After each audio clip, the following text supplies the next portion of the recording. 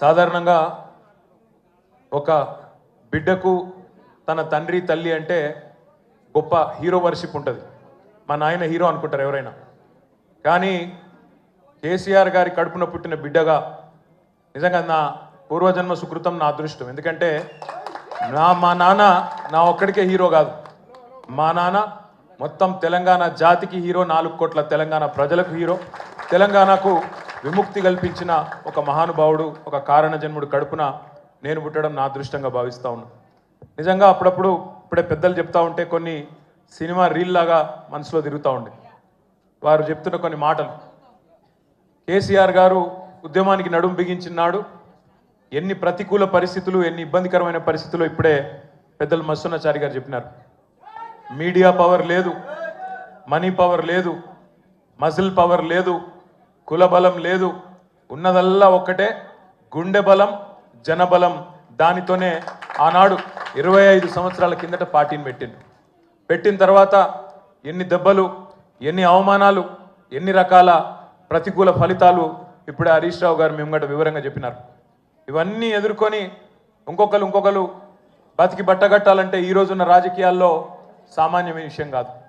కానీ తాను తెలంగాణ అనే స్వప్నాన్ని తెలంగాణ ప్రజల తరపున స్వప్నించి ఒక కలగని, ఆ తర్వాత 25 సంవత్సరాలుగా ఈ రాష్ట్ర రాజకీయాన్ని శాసించి అల్టిమేట్గా సావు నోట్లో తలబెట్టి తెలంగాణను సాధించిన కారణ జన్ముడు మన నాయకుడు కేసీఆర్ గారు అనడంలో రెండో ఆలోచన ఎవరికి కూడా లేదు.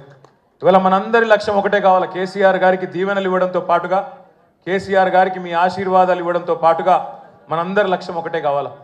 గత 14-15 నెలలుగా రాష్ట్రంలోని ఏ మూలకి పోయినా, ఏ ఊరికి పోయినా, ఏ పట్టణానికి పోయినా, ఏ మనిషిని ఒకసారి ఇట్లా కదిపినా, ఆటో డ్రైవర్ కావచ్చు, రైతన్న కావచ్చు, ఒక తమ్ముడు కావచ్చు, ఒక చెల్లె కావచ్చు, ఒక ఆడబిడ్డ కావచ్చు, ఎవ్వలను కదిపినా ఇవాళ ఒకటే మాట వినబడుతున్నది, మళ్ళీ కేసీఆర్ రావాలే, కేసీఆర్ గారు తిరిగి రాష్ట్ర ముఖ్యమంత్రి కావాలే అనే ఒకటే మాట వినబడతా ఉన్నది. ఇవాళ కేసీఆర్ గారి జన్మదినం సందర్భంగా మనందరం కూడా ఒకటే ప్రతిజ్ఞ తీసుకుందాం. అందరం ఒకటే లక్ష్యంతో రాబోయే 3.5 ఏళ్ళు పనిచేద్దాం.